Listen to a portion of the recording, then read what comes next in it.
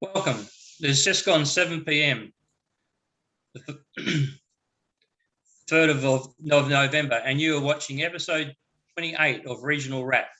Regional Wrap, providing an insight of the issues affecting regional Australia and giving a voice to regional residents. My name is Bill Bates, and joining me on this episode, The Great Divide, in the best interest of inner city and regional Australians be served by a single party or a unified conglomerate.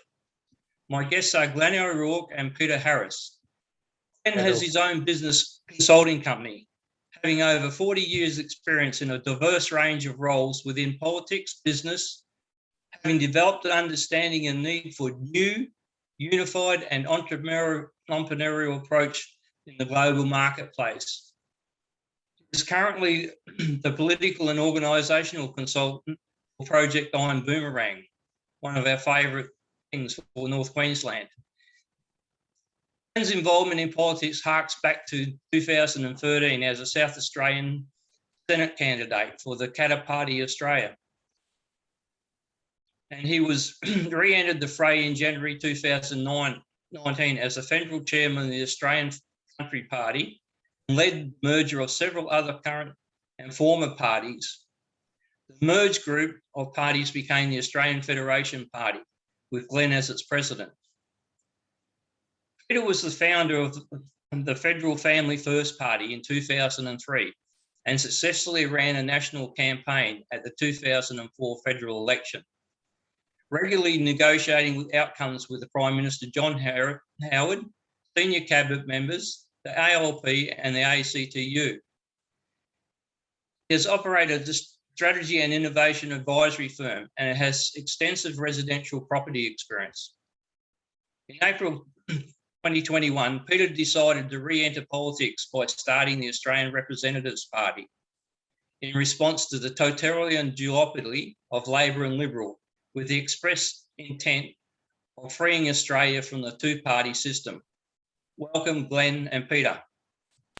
Thanks, Bill. I'll start with you, Glenn. If you can just give us a background on your, where you came from in regards to childhood and all those things, education system, and then you fray into politics. Yes. Well, Bill, I started in politics actually in 1984 when I ran for Baulkham Hills Shire Council in northwest Sydney, and that was prompted by some real skullduggery and really crooked deals between the then Mayor of Baulkham Hills and Neville Rand, the State Premier of New South Wales at the time. I was facilitating and working with a group of business people to try and develop a major performing arts and entertainment facility in the Hills District, which was supported by the Mayor right up to the point when we had architects and builders, groups like John Hollands at the time and the architects of the Sydney Entertainment Centre, which was only new. And when we got into council chambers to move the project to the next stage, the Mayor did a complete about face and bagged it, said it was way ahead of its time. The Shire would not be interested in it whatsoever. And 6 months later, he announced that the council was going to be building a performing arts centre next to the council chambers. And then down the track, there was an interview done there and one of the news services, and he talked about how he started talking to the state premier not too long after the initial times we had the initial meetings with him. So I went, okay, well, it's time to. I see how politics runs. So that was where I started, and then ran again in '87, where there was 95 candidates because there was just such a disinterest in the city and council, and I actually came 12th in the primary votes, but came 4th in the ward on preferences. So also got a greater understanding of preferences and things that are done, because the person that came 3rd and beat me, knocked me out, was the daughter of John Brown. Everyone remember the the sports minister that had some interesting sports on his desk in his ministerial office, going way back into those early times. Well, one of the unions that he was associated with wrote to every single resident in that ward who had a foreign-sounding name, and made a whole lot of promises and said they should be supporting Denise de Nicola, which was the name that his daughter had. And she still only beat me by about 400 votes all up. But again, got a really good education at a young age of all the different little things and nuances and things that go on behind the scenes. And then got involved within the Liberal Party. I was invited to become part of the Young Liberals, and actually became part of a program to help Bronwyn Bishop with her transition from the Senate through to the lower house at the time when there was a big push for her to become the first female Prime Minister until she was assassinated by the Boys Club, which not need to go into those sort of details. So I went through, set up a performing arts college, and was trying to get involved with the old King's School in Parramatta to set that up as being the Australian College of Entertainment at the time. And so again, political lobbying and everything like that. And Bobby Lim was on our advisory council, and we were called in to have a meeting with the then Mayor of Parramatta. I won't name him because of the details I'm about to share, but the meeting, we were sitting down, and the Mayor says, look, before we formally start the meeting, I just have to ask Glenn a question, Bobby.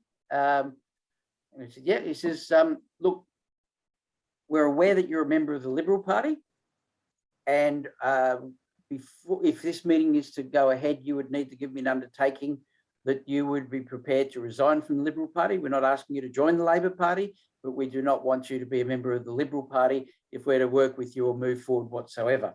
So to me, my heart was more into the performing arts and what we're looking at trying to do. And so I made that undertaking, and the rest is history. We had a lot of success. But again, I continued to then do a lot of lobbying around all areas of politics, and Bronwyn had got into the lower house, I think, or maybe she was still in the upper house, but I would go down and lobby all sorts of ministers and things, but I would just get an access all passes sign in unaccompanied by Bronwyn. And I'd literally just held a phone directory and would wander around the halls of Parliament and ring and drop in on ministers. And so back in the old days. So I've had just a lot of really exciting experiences, but then eventually 2008, moved to South Australia, sort of walked away from politics because we started a family, which I now have 9 children. That was after the first. It was born in December 2007. And I just woke up, I got to bed early 13, as you mentioned. And it was like, okay, it's time to get back involved in politics. And that then saw me move through to become a member of Katter's Australian Party, run for the Senate 2013 election. And also leading up to that election, I became the interim national director for Katter's Australian Party for about 10 weeks, and was instrumental in really getting all the other states and territories around the country properly in place, getting Senate candidates for all of them, and going from when I started 12 candidates, predominantly all in Queensland, to the point where they ultimately had 68 candidates right across the country, and Senate candidates in every state and territory. So, and it's sort of gone on from there. The Australian Federation Party, as you mentioned and alluded to, came out of the merge between the Australian Country Party, and the majority of at that point was the Australian Conservatives, after Cory Bernardi spat the dummy and dumped all his membership. And from that and other things is Tasmanians for Tasmania, the Dunning Party in South Australia. And what had happened, where the Australian Country Party came from, is that Katter's Australian Party, Victoria, merged with the Country Alliance, which was originally first registered in 2005, which is why on Wikipedia, it basically says the party has been going since 2005, which is the history. And the commitment I've made, and a lot of the leadership still with us and ones in the past, is that Australia needs a genuine alternative political party that is absolutely committed to representing the grassroots of Australia. But more than ever, the importance is break down the divide of regional versus metropolitan Australia. And because the biggest thing there is, again, as much as you've got the population games to play around with the number of seats and everything, both the Liberal Party and the Labor Party have sought wherever possible to maintain that division, which is why Labor has country Labor. They run in different areas, and the Liberals have the Nationals. So while there are different thoughts and opinions, I believe that we need to have a unified grassroots party that is absolutely committed to not only focus on the realities that the metropolitan cities around Australia wouldn't survive if it wasn't for regional Australia. And especially coming out of COVID, I'm absolutely committed to the fact that the future of rebuilding this country and overcoming the economic decline that we're in, the debt that we're in, is out of properly focusing on rebuilding and growing way beyond its current state is regional Australia. And I'm very supportive of a number of different groups which want to see a North Australian state, a New England state, a Riverina state, and there's a few others. So the importance of really reinvestigating the restructure of Australia and the splitting up of the country into other states, which I know is a discussion point. I think it really has to be properly investigated as well, so that regional Australia really can electorally, and with the number of representatives in parliaments around the country, get a much better representation than they do at the moment, because the major parties have worked to protect the two-party system and also a capital city managed political system in this country. There you go. Thanks, Glenn. We'll move on to Peter, and I'm sure Peter hasn't had such a diverse foray into politics, but you must appreciate your efforts to herd all the cats together to make his job easier in regards to going forward. If you can give us a bit of your background, Peter, especially in regards to the family first, because actually I was in Wanturna, living in Wanturna, and I think one of the senators was actually a member of our group that was fighting against the change of the freeway going from Ringwood to Dandenong. Now, his name escapes me at the moment, but I remember he was sort of red-haired, fairly thin, but he sort of belonged to the church group down on High Street Road. But I just can't remember his name. But he was senator for Family First for at least one term. Yeah, Stephen Fielding was his name. Stephen Fielding, that's it. Yeah.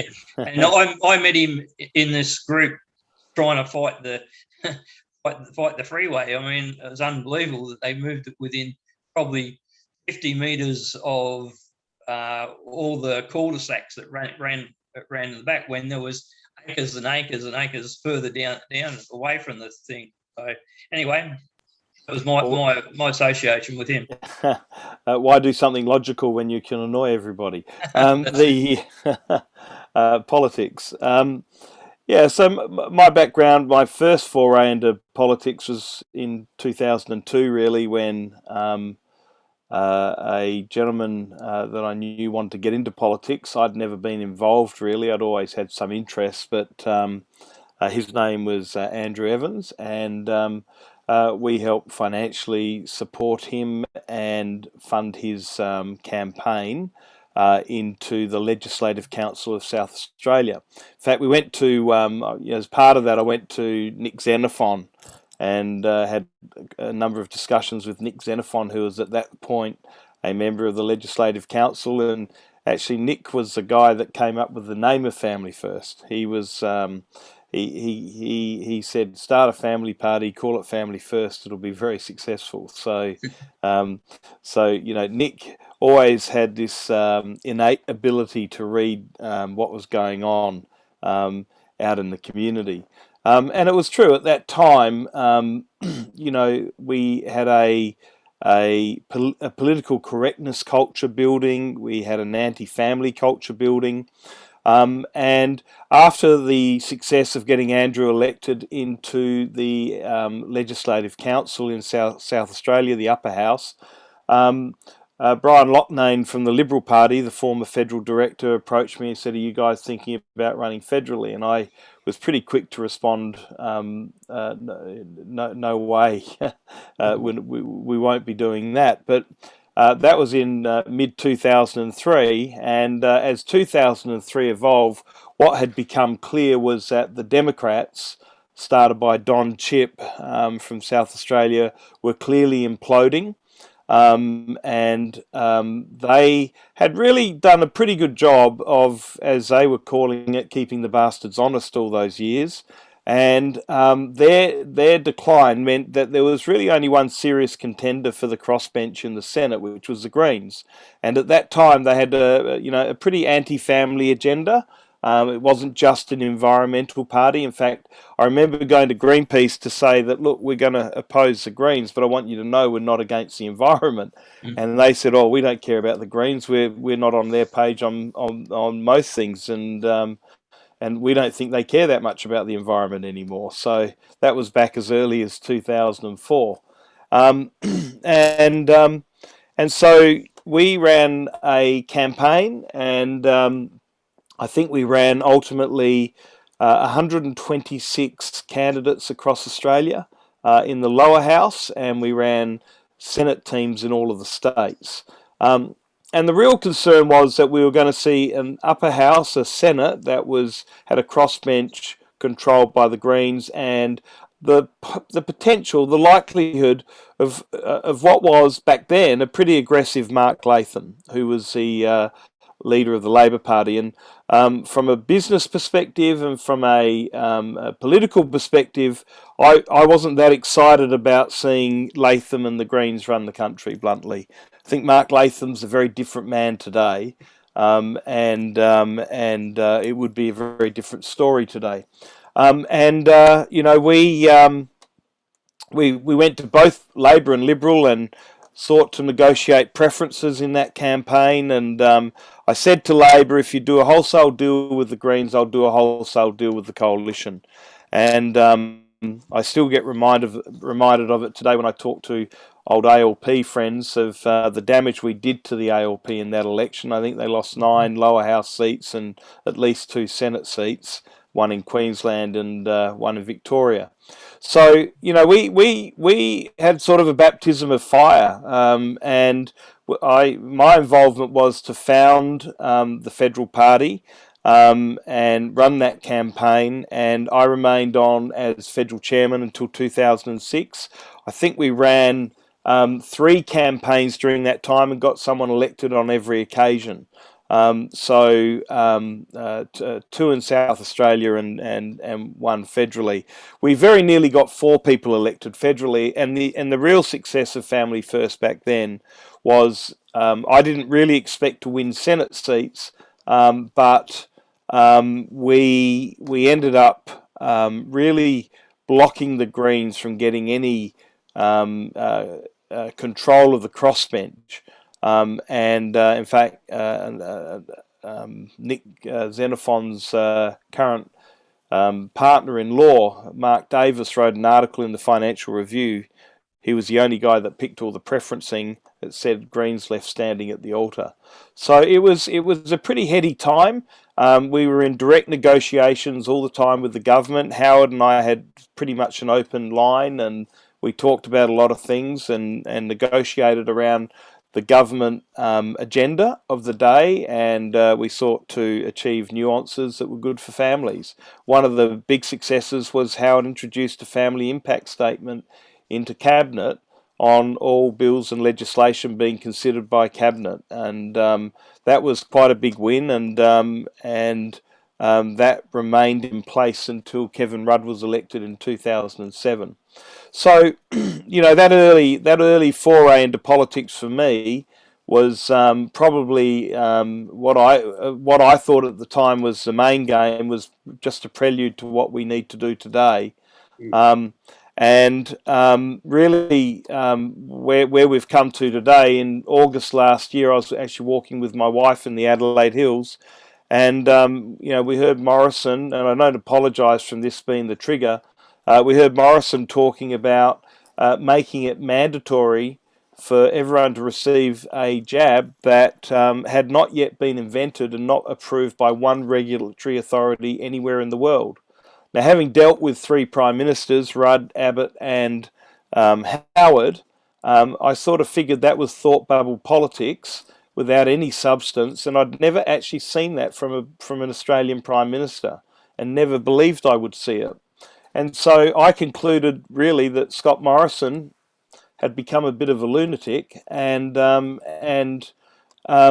couple of days later he backtracked and said mandatory as possible.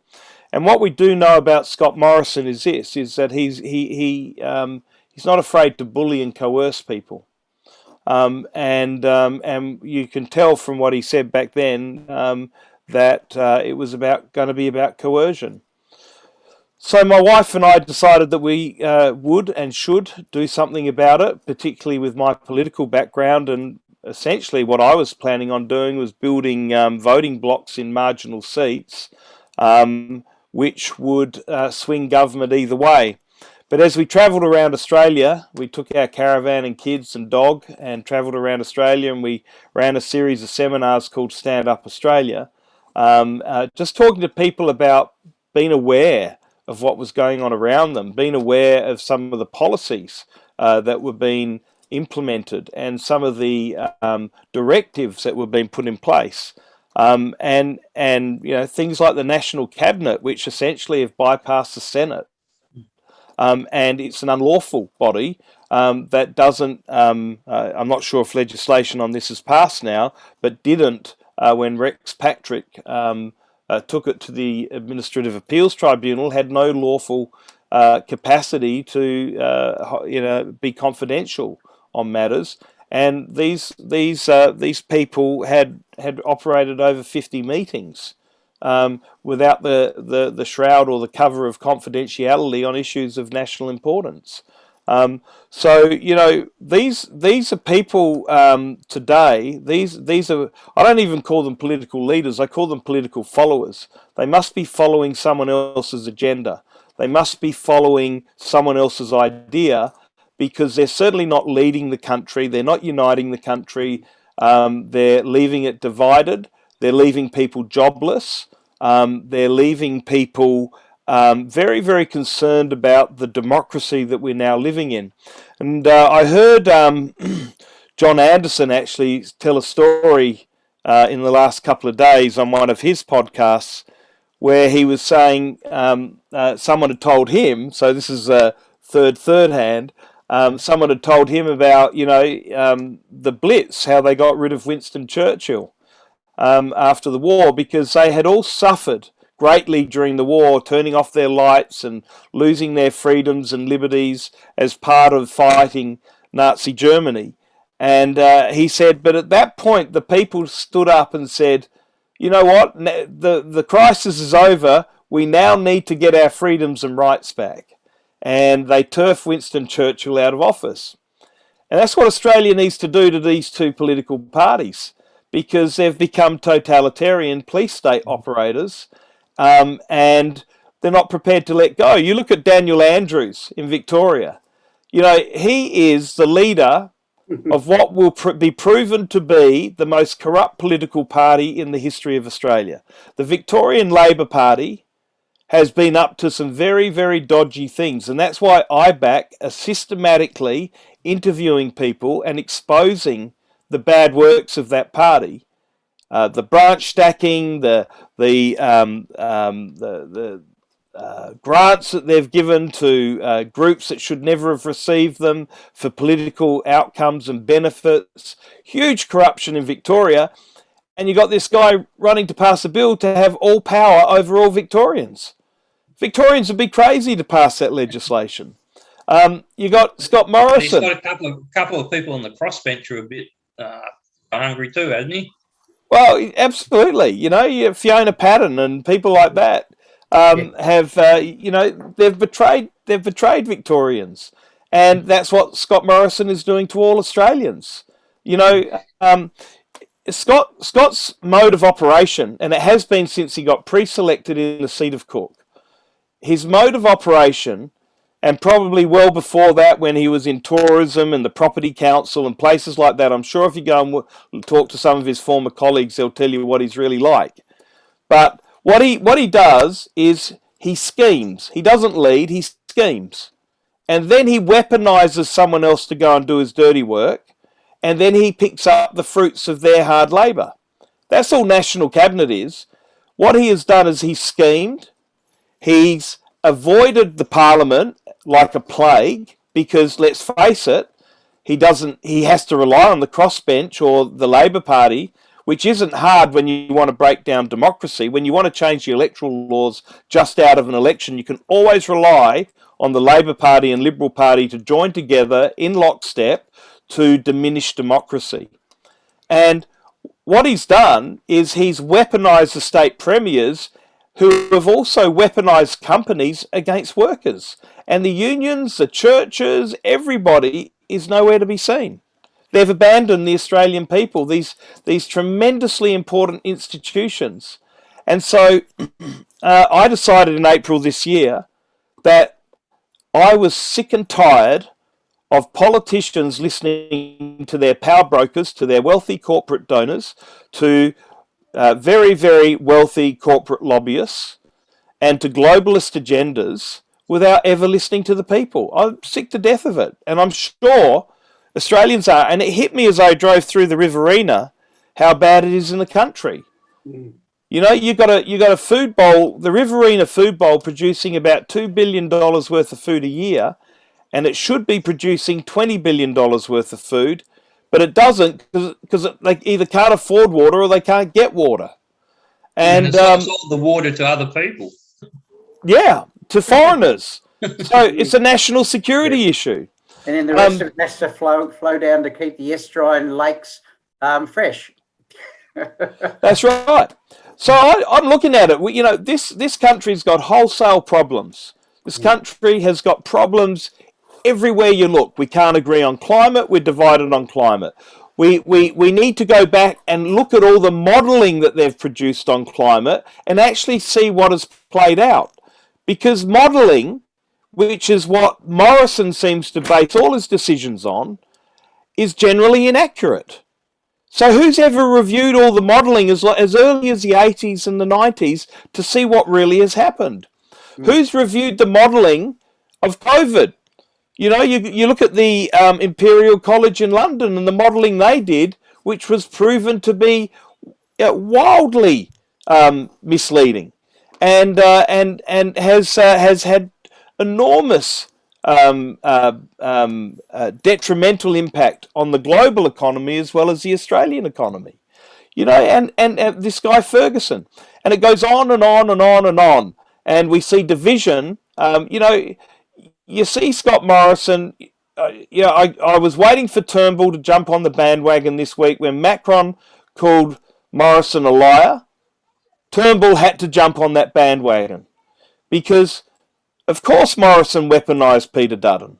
Of course, Peter Dutton went out and did Morrison's dirty work. And of course, Morrison slipped into the Prime Ministership all the time whilst holding Malcolm Turnbull and saying, "Oh, he's my boss, I want what he wants." Well, he never lied. He did. He wanted what Malcolm wanted, his job. And so, you know, we have got a parody of politics which has let this country down.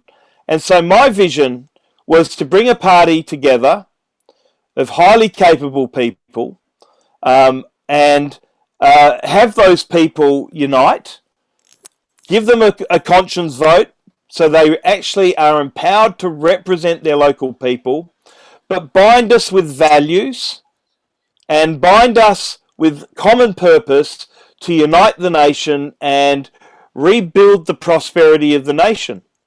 You know, we've got to take a serious look at the mining industry. The wealth of our resources should not be falling into the hands of a few. We have never resolved the Indigenous issues. We have never resolved energy issues in this country. It goes on and on and on, and it's incompetence. It is self-serving, and it's all about the politics and not the people. So OzReps, when I founded it, was about bringing back the voice of the people. Then, we ran a seminar up in the Riverland, and this bloke, Glenn O'Rourke, turns up. Who's the chairman of the Australian Federation Party? Yeah, he interrupted a few times, and no, he wasn't annoying at all. And we started slowly, but we started talking about, I went on their website and saw, talking about the voice of the people, and I went, hang on, I didn't even know these blokes existed, and so as things have panned out, we made a plan that we'd join together. And we're playing that out, and it's great to work with Glenn. He augments me phenomenally, and hopefully I augment him phenomenally. And together we can bring some decency and reality back into Australian politics and start listening to the people. Because what happens in the regions, it's what people don't get. If they can't afford to grow food affordably, guess what? Food isn't available in the cities affordably, and we see inflation, and we see a lot of hardship, and so we have to understand Australia is broken up by multitudes of microeconomies. That is why it is so important that we have representatives listening to the local people. It's also very important that we use technology to capture the voice of the people, consolidate the voice of the people, so that a government can perpetually listen to the voice of the people. We shouldn't be listening every 3 or 4 years. We should be listening every day, and we should be tracking the voice of the people every day. We should be putting things to them. One of the things that I introduced was that a legislative review group in every electorate. We've got say just on average 100,000 people in every electorate of Australia, 151 electorates. And so instead of having a government rushing legislation through to suit their own purposes, let's slow things down a bit, and let's get every piece of legislation or a bill that's been introduced put out to each electorate, and let's get a group of people, capable, qualified people in that electorate, to provide their feedback on the bill or the legislation or the amendment, because these guys are just legislating at will, and not in the interests of the people. And there's going to be a lot of this time in history is going to be judged very harshly based on the actions of the current political leaders. They are completely out of step with the people. And I'll finish by saying that I believe that the two-party system is actually dead. That the people of Australia have already made that decision, that they're disillusioned and disappointed with both parties enormously. You can't trust each party. They're destroying the institutions that were once set up to protect us. And the only way to go is for us to create something that is credible, that the people can see is capable of replacing those two parties. And that's what we're talking about tonight. Before we can move on, I suggest that there's something in the water in South Australia, because you've had Don Chip, you had a long history of people coming out of there and having a fair say of things to do in regards to the national level, from the days of Don Chip and then Xenophon and then Corey Bernardi and that. So is it something in the water there that sort of gets politics flowing through the blood? It must be the dregs that get us stirred up down here. but I have to add the disclaimer that I've nothing against South Australia, but I'm here because my wife's family are here and my children are here. And I'm a New South Wales boy through and through, and ultimately would like to see myself living somewhere on some acreage between Brisbane and the Sunshine Coast. Can you mute him, Bill? I just move around because I got in the Air Force and sort of did a bit of shifting around. So I'm originally from West Australia, but I'm an Australian first, second, and third. So yeah. Most of my working life, by the way, has been on the East Coast. So I've had the opportunity to live in South Australia and tell the people that I was working with in Sydney that they should stay in Sydney and leave South Australia to the South Australians. So, I mean, one bit of legislation that got passed through pretty quickly, and that was the amendment to the 1913 Electoral Act, which sort of changed the scheme in a number of things for the parties for registration. One of the first things they did is change up the numbers of members from 500 to 1,500. That was a requirement. Then they've also looked at making it more rigid in regards to the use of names and make sure parties can't have any near way similar names. What was your take on that legislation and the way it sort of got up fairly quickly and then actually passed through both houses fairly quickly as well? Well, if I can lead, Glenn, and then I know you've got a lot to say on it. What it shows is what I'm saying, is these two parties are in lockstep and will do anything to protect themselves from the people. They don't want the people to have choice. They don't want the people to be able to organise against them. And to do it a short time out from a federal election is immoral. And so you've got all these little minor parties running around trying to get their membership together when they should be focused on tackling the issues that are going on in the government and the opposition. So it's immoral and it's anti-democratic, and it's designed to strengthen the two-party hold on Australia. And they only do that because they're desperate. But let me just say, the latest thing that he's doing, Morrison's doing, and Albanese will agree, although they say they won't, they say they'll fight this, is producing identity at the polls. Now, let me say this might be an unpopular thing to say, is the most racist idea that any Prime Minister or any government could ever have. Because even phone companies know that the Indigenous people in remote areas struggle with identification and those sorts of documents. And so demanding that every voter has to show identification or a license or whatever it might be at the polling booth is one of the most racist moves I've ever seen a Prime Minister or a government take. And they should be ashamed of themselves. They should be ashamed of trying to push people out of voting that don't want to show that sort of identity when they go to the polls. And this is just another step in stripping Australians of their freedoms and their rights. Okay.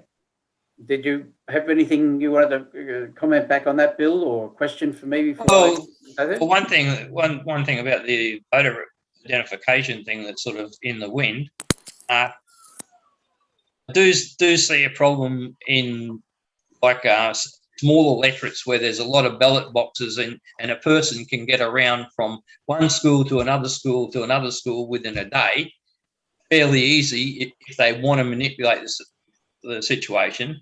And we have seen some very close elections in the past in regards to just a handful of votes.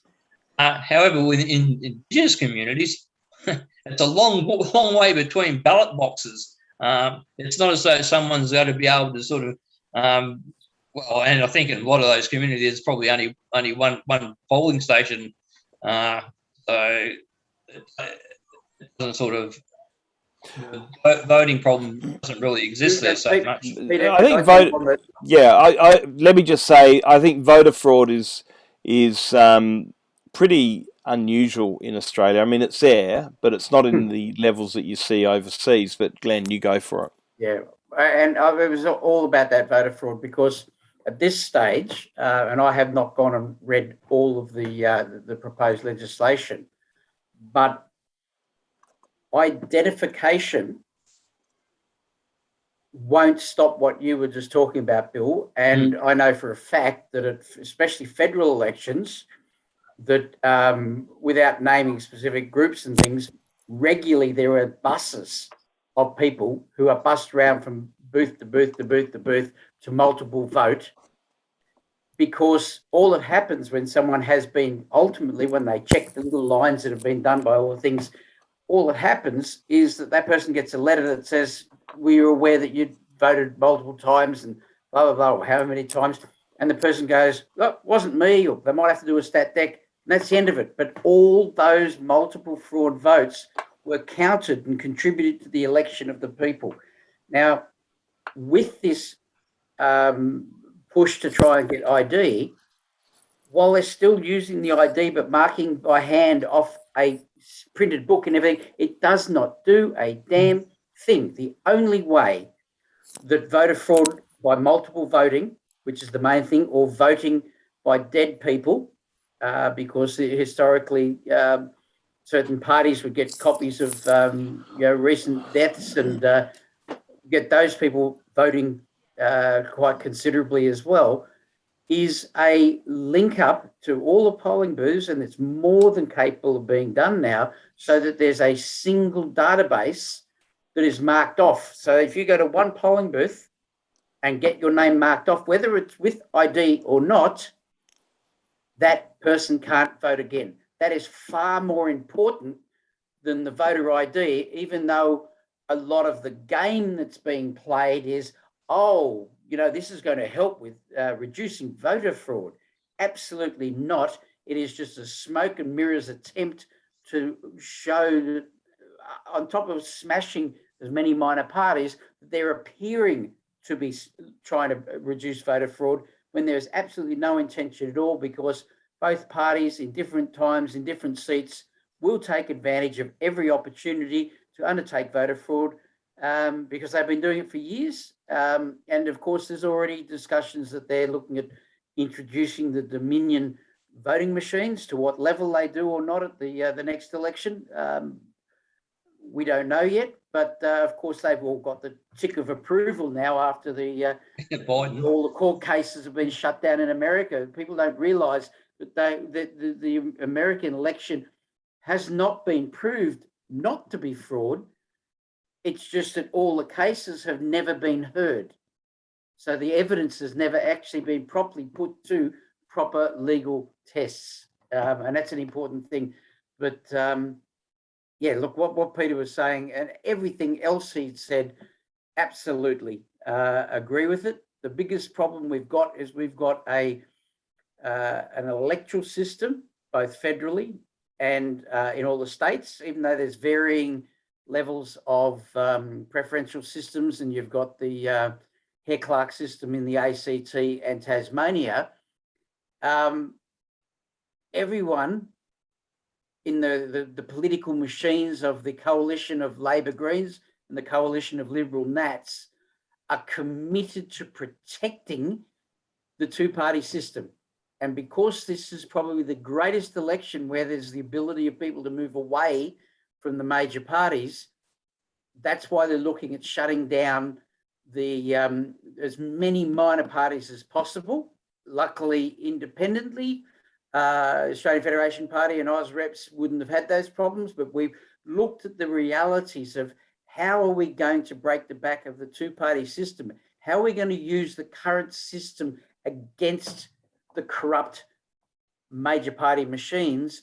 And that is by building a grassroots army that starts a word-of-mouth, neighbour-to-neighbour movement between now and the federal election, where there's nothing that they can do with messaging, advertising, working with the mainstream media, putting false news, lies, deception, put downs, that when you start mobilizing a grassroots population at the local communities, the local towns, the local regions, to really start realizing that it's only through us all coming together and saying enough is enough.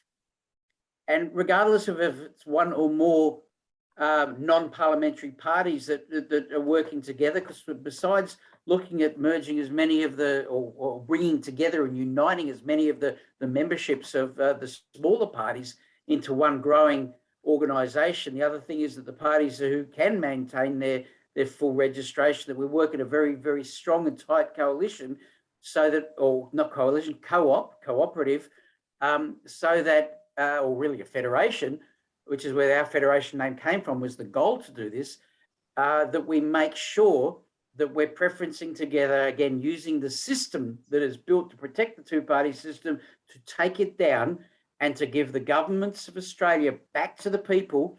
Because once we break the back, take government, and that is the goal, collectively across all the minor parties and independents at the moment, the goal is to take government from the Labor Greens and the Liberal Nats and give government of Australia back to the people, bring ourselves back to something that resembles the original Constitution of 1901 without the mistakes that were made with regards to the Indigenous, and fight for Australia's sovereignty back, fight for the to restructure all our core infrastructure to be brought back into Australian ownership, to minimise the ease of selling off the farm and the land. And Australia has got the ability to completely get back into a positive cash flow and get rid of our debt within the next 12 to 15 years if we start now on focusing on long-term nation building visionary projects like the Snowy Hydro and the Sydney Harbour Bridge. And they are out there. You mentioned one of them that I'm absolutely passionate to see happen, and that's Iron Boomerang, not for the rail and steel, because they just underpin, the steel underpins Australian manufacturing, but the railway right across Northern Australia, with easements of power, water and fibre, provide the opportunity of smart industry, smart mining, smart manufacturer, smart communities, smart cities, and completely open up an untapped, the resources and opportunities outside of fossil minerals is enormous across Northern Australia. And then the linking through with technology to build new communities around manufacturing. So you're employing both the husbands or the wives in the mines, and then the manufacturing that could be done at the resources, and then the broader cities with technology to be linked into a global community. It's just off the charts. And we have got so many opportunities here in Australia, you know, significant shipbuilding back. I mean, with the steel, there's the ability to create 5-metre slabs to then be cut and halve the amount of welding in major shipbuilding and even the subs and things like that. So the ability of ultimately transitioning Whyalla into a major shipbuilding situation after the rail for Iron Boomerang is made. Another thing is the Canberra to Eden rail, the ability of opening up the Port of Eden, one of the last natural deep water ports in the world, which again was proposed back by Henry Parkes back in the early 1900s. And he envisaged a major city down there, but then the ability to bring significant linkages to reciprocal trade on the back of your Iron Boomerang project from central and regional New South Wales, Northern Victoria, to ship all sorts of agricultural and manufactured goods out through the Port of Eden and not have to worry about the challenges in Sydney and Wollongong. And of course, we can't do anything in Newcastle because the state government has sold off huge fees and fines if they expand the Newcastle port. And these are all the corrupt things that go on all the time with these two major parties, is all as Peter alluded to, but at the end of the day, their decisions are made and what's in the best interests of them, their funders, and global interests. And seriously, the future of Australia yeah, we were built originally on the sheep's back and the the original resources, but the future of Australia is absolutely settled on regional Australia and the proper development of regional Australia and decentralisation of this country. And as we've talked before, Bill, and I know other people have spoken again as well, is the real investigation of additional states across the country, which are focusing on very key regions that have the ability to underpin that regrowth and repositioning of Australia on the world stage. Just moving back to the trying to get the conglomerate together with all the different parties and that. Mm-hmm. How do you see your role, Peter, in regards to if they exceed getting down to manageable parties that of some significant size? How do you see it as your position in regards to making them work together, making them mesh? Look, I don't think we have to make people work together. I think that really we're offering a vision for the country. We're offering something different that no other political party has ever offered. Labor and Liberal over their 70, 80 years of existence have never provided a process and a system to the Australian people that guarantees they'll consult and communicate and listen to their voices every day of the year. They've never done that, and no other party is doing that. So there's this groundswell of people in Australia that want their voice back. There's a groundswell of people that believe that a simple process and system, documented, signed off by the candidates and elected members, that's what they will comply with their electorate, that they'll go to Canberra and represent their best interests.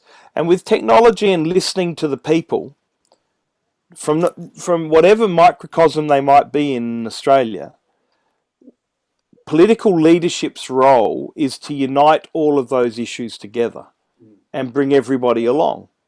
And if for some reason there is a microcosm, an electorate out there that doesn't benefit or you can't satisfy, then that member under our model has the right to vote with their conscience against the system and be heard. But I think it's political leadership's responsibility to find an answer to that micro problem. Yes. So often it's easy to cast something out there and leave half the community dislodged and disadvantaged and divided. Totalitarianism is laziness. It's easy to tell people what to do, but it actually takes quality leadership, innovative leadership, visionary leadership to bring everybody with you. Dictators aren't loved. Dictators are tolerated because of fear. And dictators do what they want to do. They don't have to stop and listen to the people. So our model is about bringing a whole lot of people along with us that have got a common vision. And I got to tell you, I've travelled all around the country and spoken to thousands of people, tens of thousands of people, both personally and in groups.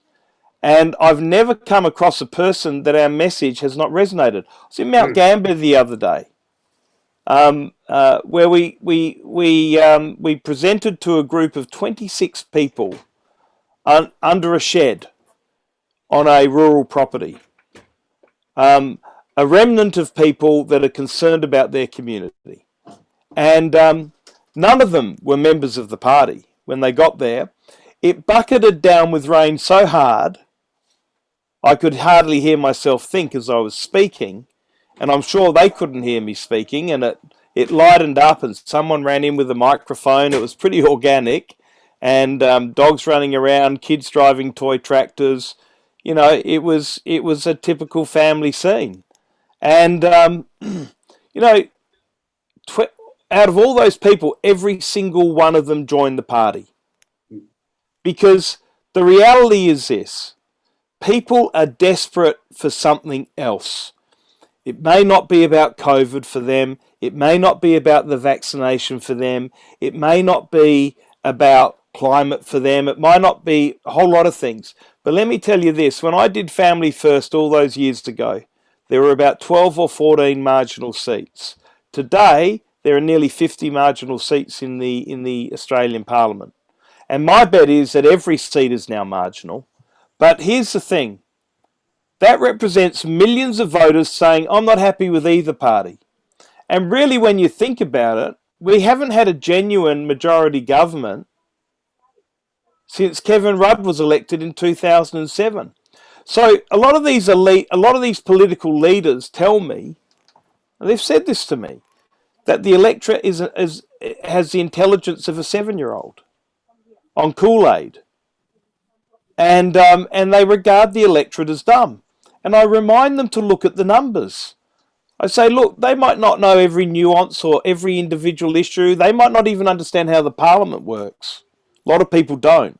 We've got to re-educate our population on how our democracy works. That's another thing. Mm. But let me tell you this, the people know something is wrong. Wrong, absolutely. People are disillusioned. They don't like these two parties, and that's why we have hung parliaments, and that's why, at the moment, yeah, look at what's happening. So everyone knows Scott Morrison's a bully and coercive because he's down in the polls.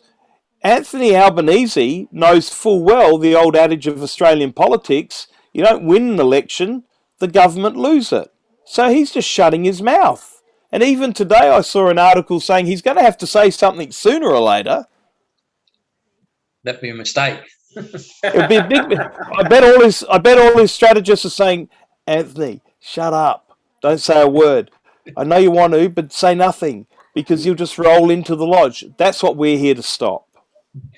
Just another thing. Do you think your job would be a lot easier if we go back to the Constitution? It set out quite clearly the powers of the states and the Commonwealth. Now, the Commonwealth, through the fact that it's gained such a big revenue base and basically holds the states to ransom as far as finances and that, it's now shifted to a situation where the federal government is too involved in the day-to-day lives of people living out in the communities when its key job is actually defence, immigration, and some of those hardcore things. And that have all been destroyed. Is it time we got and it doesn't need a referendum? Got Section 95 out of the Constitution that allows the government to get it, federal government to get in there and get up to mischief with these things like sports routes and that, where they're buying and pork-barreling votes in the communities. And people are really voting for a federal government for the wrong reason. They're voting on whether it's giving a sports ground or these sort of local things, where it really should only be voting for the federal government in regards to how well it's protecting Australia, how well it's developing help developing the economy and trade. Do you really think that we need to sort of do something that is one of the fixes?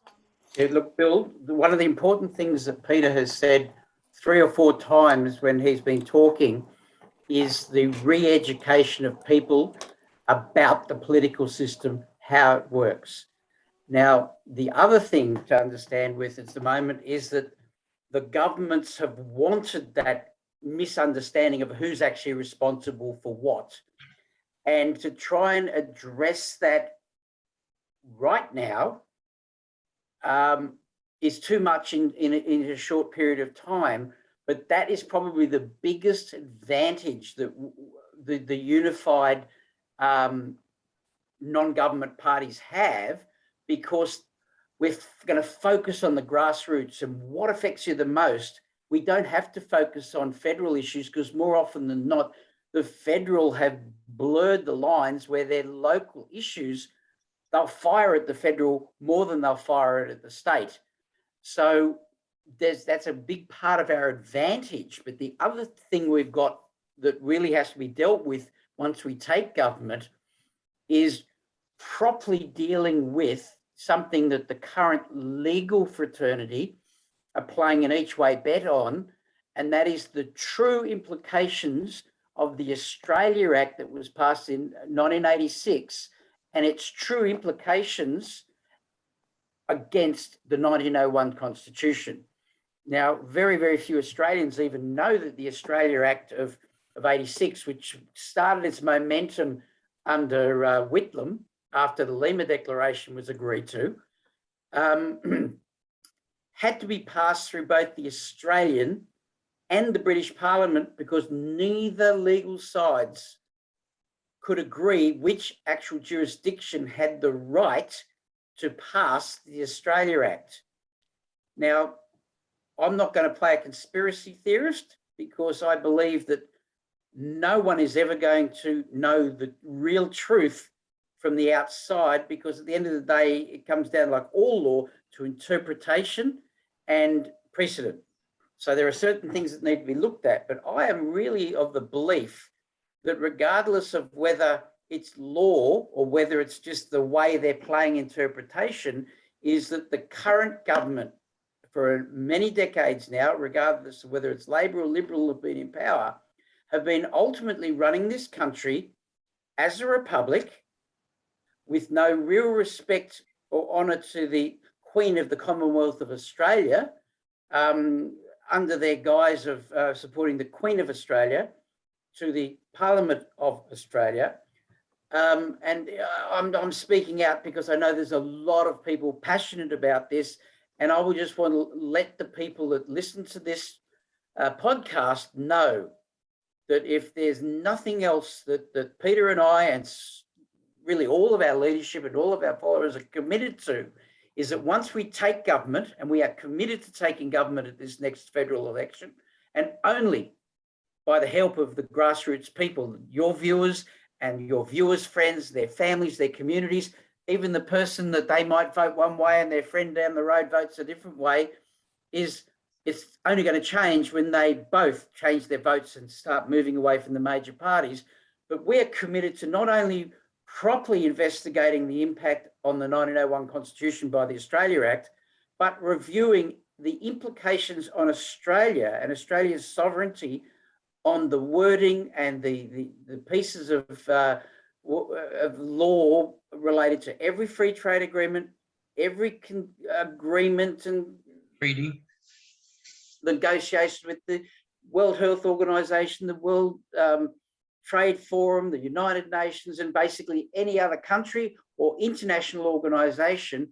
We need to reposition and reprotect Australia's sovereignty and the rights of Australia's people to have that say and ensure that what they want and what they do in this country, whether they're a citizen, more firstly for citizens, but all residents of Australia, that Australia is Australia and Australia runs Australia on the basis of what the people want, what the people need, and that the governments at all levels of Australia become representative government again, as per the 1901 Constitution, and is that they are elected to represent the people, not elected to represent the parties that run them. Moving on in regards to political parties and that you've got to come face to face with over the next 12 months and beforehand. The federal election is really only, take out Christmas and that, it's only really six months away at the most. Now you've had Mr. Palmer and his United Australia Party jump in there with Craig Kelly, and you think they're going to confuse people as we go forward, or can they be harnessed as you go forward, or that they are just a big disruptor? Look, I think Australia's now divided into down the middle. You've got pro-democracy parties and you've got totalitarian police state parties. That's what we have. So it's a stark choice for Australians, like never before at this election, whether they're going to be pro-democratic and protect the rights and the freedoms and choices of everyday Australians, or whether they're going to continue with this police state that is seeking to curtail and take away the liberties of every Australian. So, you know, and it's happening very fast on that side of the fence. So I think any group that is committed to democracy is not a distraction. It can help build the momentum of change in this country. So I've talked with Craig. I think he was good to jump out of the party when he did. Whether he got pushed or whether he jumped himself, it's irrelevant. He made a stand. And that was very important because he'd been part of something that was very coercive prior to that. And in my mind, Clive and Craig teaming up, hopefully that will give Clive more bang for his buck. I mean, he didn't get it in 2019. Scott Morrison got it. Scott Morrison got the bang for the buck from Clive Palmer because it probably won the election for him just. And what we've got to be very careful of is that the pro-democracy movement supports the pro-democracy movement. Now, that doesn't mean that every party has to come together under one banner. But what it does mean is that it needs to support one another and act in unison against the police state parties. And the police state parties are Labor, Green, Liberal, National. They've become that. And I never thought I'd say that in this country. You know, only 15 years ago, you would have said that that was never possible in this country. But it is. This is where we're at. And we've completely ignored all of the written pandemic plans for this country and followed different plans, done something totally different that was never documented and never, ever supported by professionals. So what Glenn said earlier is that what we need to do is we need to rebuild this country from the ground up. That's going to take as many people as humanly possible. So if Clive and Craig are genuinely pro-democracy, then they're a very, very important cog in this wheel of change. And at the moment they're hurting little parties because they're attracting members when they don't need to. And people like IMOP, Informed Medical Options Party, and groups like that are losing membership at a time when they need to, register for their 1,500. And so I think that, it takes all sorts to bring change. But here we are on the cusp of change. We're in a meeting, Glenn and I were in a meeting on Saturday, and I made this comment. I said, look, what's clear is that the Australian people want the parties, the pro-democratic parties, to unite together the best way they possibly can. Number two, they don't necessarily understand what that means, but they're desperate for a credible alternative other than Liberal and Labor.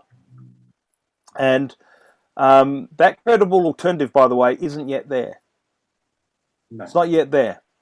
And so there's going to be a lot of positioning and jockeying and working hard and talking and uniting and doing different things for us to get to that final position. And the most important thing is this: no one person is more important than another. No. Everybody is important in this fight to bring back our democracy. And so egos and agendas and ambitions and all those sort of things need to be put to the side. We've led by example. Ausreps was a baby that my wife and I created, basically, in April. We were dead set on introducing it. But it made sense for us to morph that into the Australian Federation Party, a party that Glenn had named. And Glenn and I have arguments about who's going to lead the party. He says, "No, you do." No. No, he says, "You do it," and I say, "No, you do it." Yeah, find someone else other than me. Yes, yeah, that's right. But it is interesting. I mean, Australian politics. I mean, our preferential system is a brilliant system. I mean, you can get, like the last federal election up here in Cairns, I scrutinised it at one of the ballot positions, but I mean, it was basically not in line with previous elections because we had that stupid 3 weeks pre-polling, which was ridiculous. So a booth that normally had about 2,600 votes on a Saturday only had about 1,200 odd. But the interesting thing, there was so many votes, everyone else except put Liberals, Green and Labor last. It didn't matter what order. But Warren Inch basically got one on 5th and 6th preferences because so many people voted, everyone else down the line until they got down to the choice of the last three in regards to Liberal, Labor and the Greens.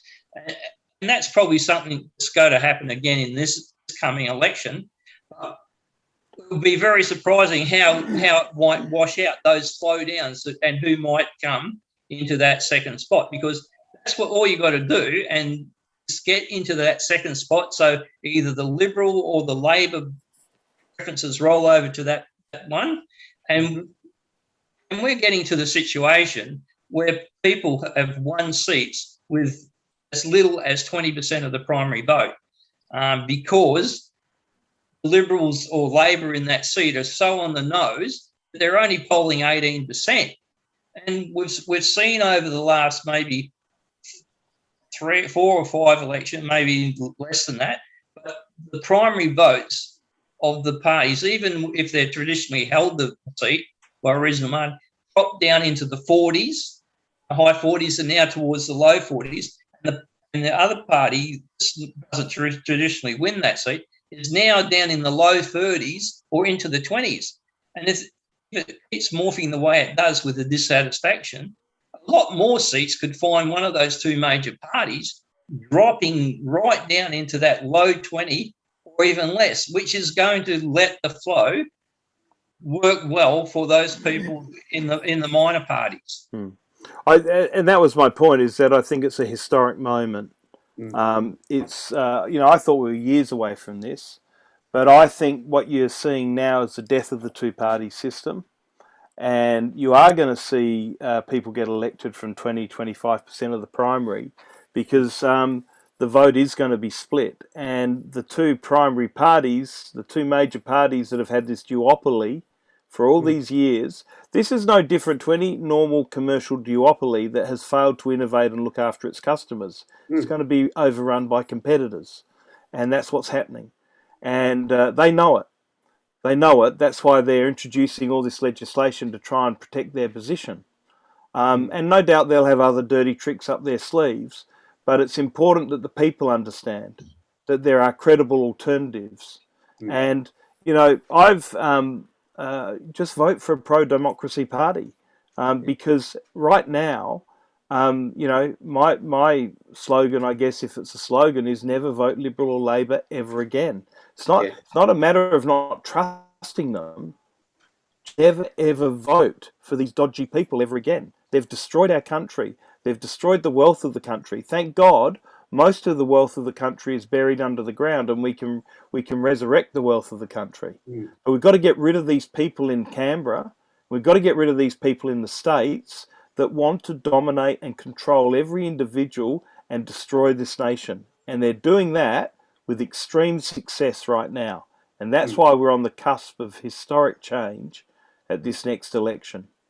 Yes. And look, sorry, Bill, I was just going to say, adding to what Peter just really drove home, the most important thing for all your viewers and listeners is so important what Peter just said, but then stepping back to the questions about UAP and Clive Palmer, is that first and foremost, if his party is a genuine pro-democracy party, then fantastic, but he needs to ensure that in whatever seat he's running a candidate, he says he's all 151, is that he needs to make sure that his preferences after vote 1 for UAP flow through all the other pro-democracy parties or independents before they go near any of the majors or the ones that the major parties that shouldn't be voted for again.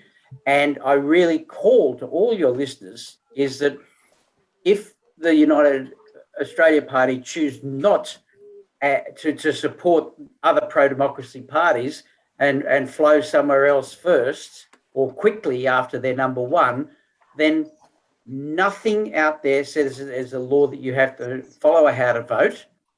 You need to vote where your heart is and vote for where your power is, because you and your vote is very, very powerful. And when you start adding every one vote that goes to a pro-democracy party, whether it's before or after United Australia Party, but definitely before Liberal, Labor, Greens, Nationals, you have got the future of Australia in your hands. And that's so important to understand how powerful your voice and your vote is. And I just call on Palmer to be honest, that his messaging follows his preferencing, and that he's saying, let's get rid of Labor and Liberal. Let's make sure that his preferences are committed to achieving that as well. Do you think that was one of the problems with the Australian Conservatives and Cory Bernardi is really there to catch disaffected Liberals and shuffle them back into fairly quick preference back to the Liberals rather than sort of really winning seats? Look, I have personal opinions and lots of other people's opinions, but I think I would best go to, and this speaks to Craig and why he has made on one side a very sensible decision to go with Clive because of the ability of funding his campaign. But any politician that gets into parliaments, whether it's federal or state, through a party machine, have limited knowledge of how to properly run a political party. The first thing they do is, because of the games and the fear and everything that's bred into them through the political system and through campaigning and everything like that, is they think they have to run their political parties with the same protection. And so what ends up happening is that they become very quickly a top down by fear, because they've got to protect the party. And so what ends up happening is that not just Cory, the majority of people in that position that set up their own parties, they don't understand the importance of their candidates. And the same with Xenophon. Even though he did it himself, his people didn't engage the people at the grassroots. At the I think Kathy McGowan is a classic example of how to take a strong Liberal or National seat, and that's by spending 18 months sitting around the kitchen tables right across the electorate, community forums and other things. And we don't have that luxury right now. It's got to be a word of mouth movement, but we've got where the people are. But it's all about engaging the people, listening to the people, and building trust and an understanding with the people that if they vote for you, you will represent and listen to them. And that's the bottom line. And that's why Palmer last election spent 82 million, a lot of messaging anti-Labor and Liberal, but ultimately did not win one seat. It had nothing to do about the money he spent or the candidates that he put in, because as much as there might have been some very interesting candidates, he had some high quality candidates.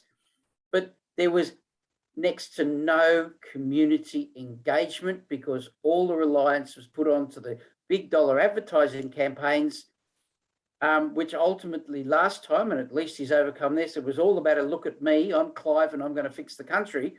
Whereas this time, at least he's got Craig Kelly out front, but still, it comes down to that. If you're about running a democratic party that's whether it's ours or whether it's one of the other pro-democracy parties, it's only about the people, the individual families, the individual people in every community that it's all about. And if that's not the motivation why you're running to be elected, or why you're running a political party, then you're in it for the wrong reasons. It's all about motives and motivation. And from mine, and I'll speak on behalf of Peter, but I'll please ask him to also reiterate, is that that's my motivation. It's not about me. It's not about the Australian Federation Party. It's about, I believe that that I and the many people that continue to grow around me have all got the people and the country in our hearts, and that's why we're fighting to break the two-party system and reintroduce democratic democracy politics in this country. Just as we go on from there, because we're well and truly gone over the hour, and we want to wrap it up soon. As we move forward, will we see a focus on policies from the Australian Federation Party, and as our first subject, you think you can write policies in the best interest of the people in Sydney, Melbourne, and Brisbane, and their throngs in the concrete jungle, and still write good policies for the people in regional Queensland and regional New South Wales, but working for a different set of wants and needs? Will we see some policy in that from your party very soon in regards to those? And do you think maybe it is a very difficult job to sort of contest seats in those major cities and in the regions under similar policies, because they're not always in the best interest of each other? Well, and that's what we're talking about, is that often you might have conflicts from one community to another. And, you know, from my perspective, I think one of the most critical regional issues is sufficiency of supply. Sufficiency of supply of funding, sufficiency of supply of water and fuel and a whole range of other elements that are important to enable primary producers in particular to be able to get on and do their jobs without any disruptions or encumbrances. So that has to be a priority. That is actually an issue of national security. And as Glenn is saying, the wealth of this nation is in the regions.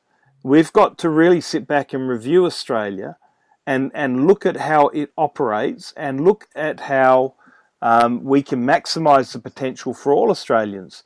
If the regions are strong, the cities are strong. That's a really critical thing for people to understand. A latte sipping person in Toorak may not understand all those issues, but they'll understand it when they can't afford to buy, food or the latest car or whatever it might be, because the back of the country is broken. And we've got a lot of work to do. An enormous amount of work to do, particularly in the policy development area, to come up with sensible policy positions that work for both the regions and the community and the cities, the inner suburban areas. And one of the critical things is, I don't actually believe we should be thinking about them differently.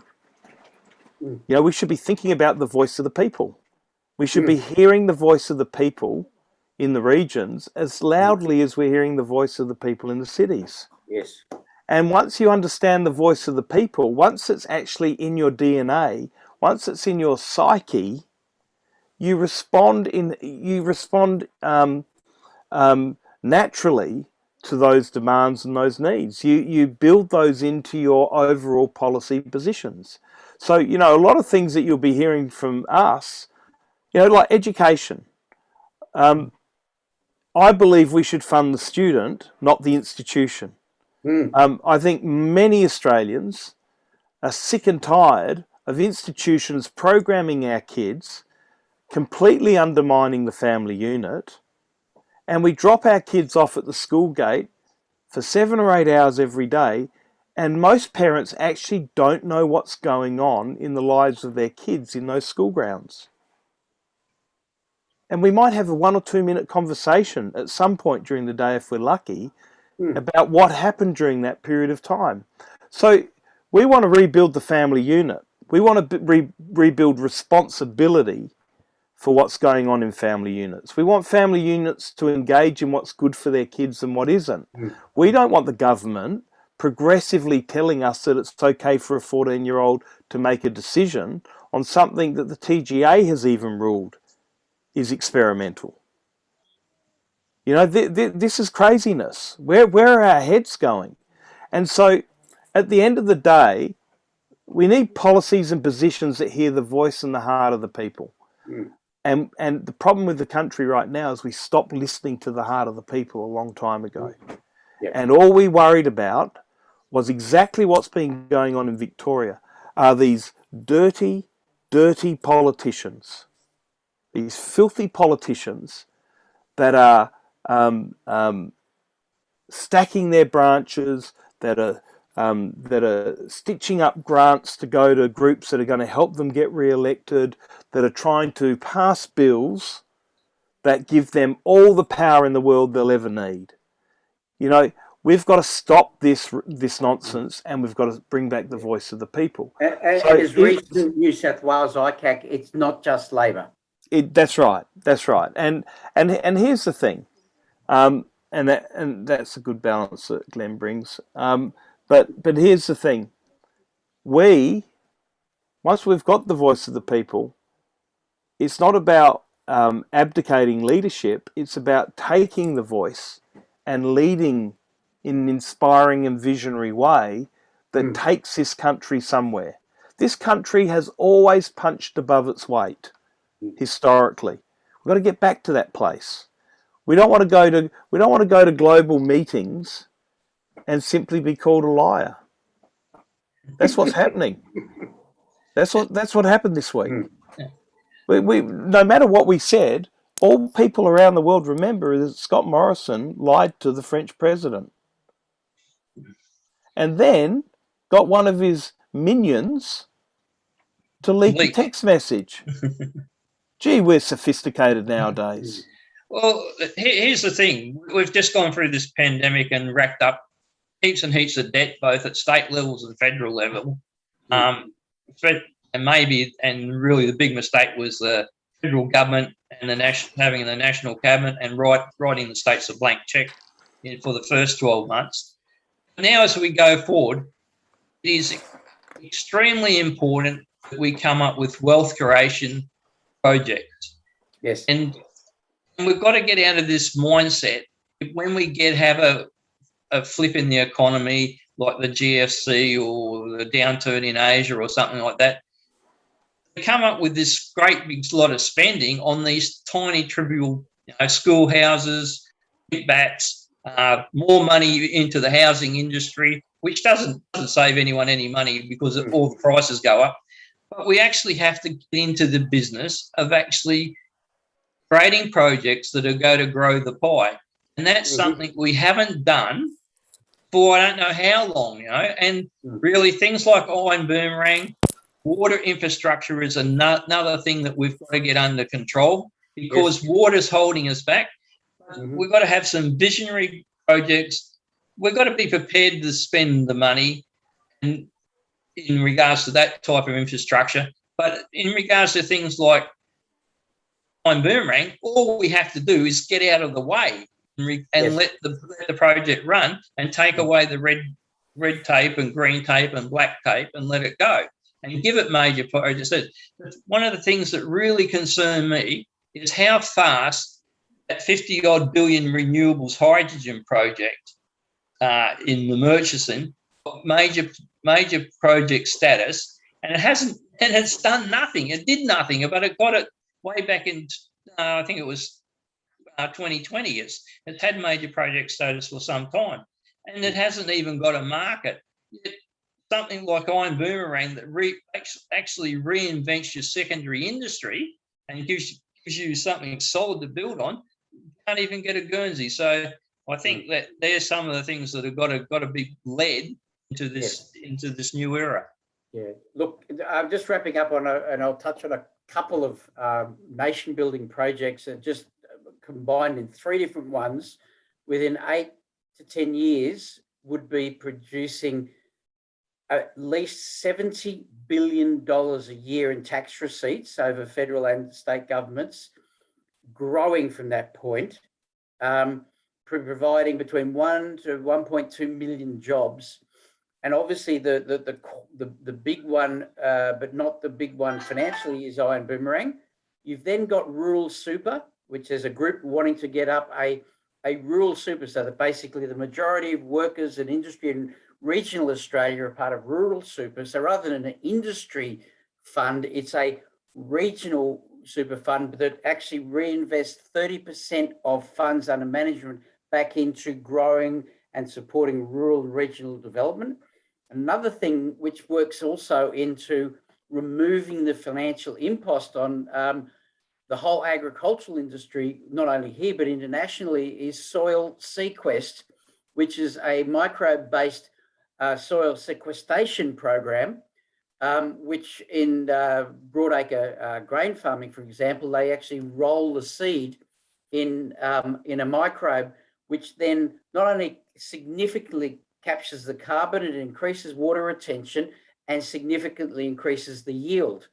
So you're increasing your growth, increasing your yield, increasing your profitability, putting more money into regional communities, more money into the to the tax system out of the profits, and it's a cyclical economy that's growing. But as I said, those 3 projects: Iron Boomerang, the regional super, Australian rural super, and soil sequest has got the ability to be very quickly producing, because 8 to 10 years is very quick, but $70 billion a year. Think about the numbers they're talking about is what our total debt is. And look at that on a multiple and growing all the time. It's, within 15 to 20 years, the whole country's debt could be paid off. Jobs are phenomenal, and that doesn't even start to talk about the growth of all the other minerals and other manufacturing opportunities in Australia. So really, for a couple of $100 billion worth of investment into rebuilding rural and regional Australia with these 3 projects as the core, within the next 20 years, we're talking about trillions of dollars across growth and value being brought back into Australia. So exactly as you said, investing into the rebuilding of this nation, but primarily into rural and regional Australia, which will produce those numbers. And that then they're not fanciful, they're real and achievable. It's just Iron Boomerang is packaged as a coal and steel and rail project, when it's not. It needs to be maneuvered back into an infrastructure project that underpins the future of such a diversity of Australia. So for 105 billion roughly Australian, you've got $500 billion over the next 10 to 12 years of return to Australia for that investment. Okay, gentlemen. We'll just wind up with final comments. Well, thanks for having us on, and if you want to know more about us, go and have a look at the website, which is, what is it, Glenn? That's right. We've just relaunched the new website. It's Fed Party, so FEDPARTY.org.au, where we're seriously looking at getting as many people in the country. We'll be launching technology and apps and all sorts of things over the next couple of months to really integrate, including blockchain-based competitors to Facebook, Messenger, and YouTube, so that we can engage with, but also provide a whole new opportunity for Australia's people to come together and fight for their freedom. I think, just a final comment from me. Thanks for that, Glenn. rescued me on the website. You know, Australians shouldn't be told what they can say on these platforms. So one of our policies will definitely be that if a international platform wants to ban an Australian from their platform, they'll have to go through an Australian court and get an Australian court order to do that, because our legal system is plenty good enough to look after the well-being of our citizens. We don't need international, multinational platforms telling our citizens what they can and can't say. Well, gentlemen, thanks very much for the night. I think Morrison's got to come back to Australia, and there will be no bounce in the polls for him. So I think we're running out to the last possible date in May for the federal election. So hopefully in that time scale, we can get something together and give them a run for their money and displace a lot of these Labor and Liberal frontmen. Spruikers for the power brokers. Okay, gentlemen, thanks very much. Thanks very much. Thanks, just Bill. wind up now, but Thanks, Bill. just stay online for a sec. Mm-hmm. If you enjoyed tonight's show, please like, share, and subscribe to our Facebook page, and also subscribe to our YouTube channel.